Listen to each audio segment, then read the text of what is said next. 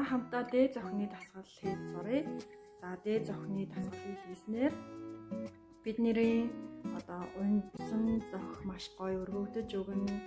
Дээд зох маань өргөгдснөөр нүд маань маш гоё цоглог болж өгдөг. За бас жижигэрсэн байсан нүд маань бас маш гоё том болж өгнө. За үүнийг хийхдээ бүгдээрээ нүдээ бүлтийгээд хөмсгөө дэш нь өргөж хийн. За ингэхээр мэдээж духан дээр өвчлөөс үүсэж байгаа учраас гартагаа хамт хийх байгаа. Гараараа гурвуулжилж аль болох ойрхон гурвуулжилж байршуулад хөмсгөө маш сайн дэшээ өргөөд өгнө. Үүнийхээ дараа нүдээ сайн бүлтийн. Нүдээ бүлтийхдээ дээд зохио маш сайн дэшээ өргөж өгөх хэрэгтэй.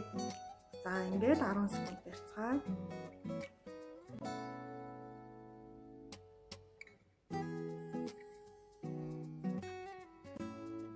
За суллаа. Дахиад өргөлөө. Бүлтийлээ.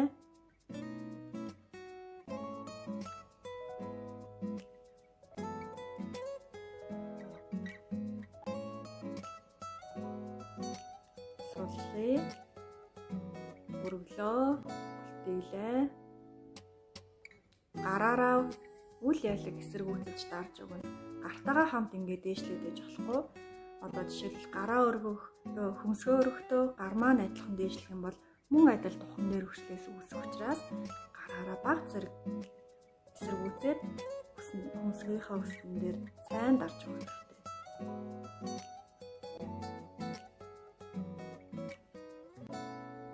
Суллаа. Дахиад өргөлөө, бүлтийлээ.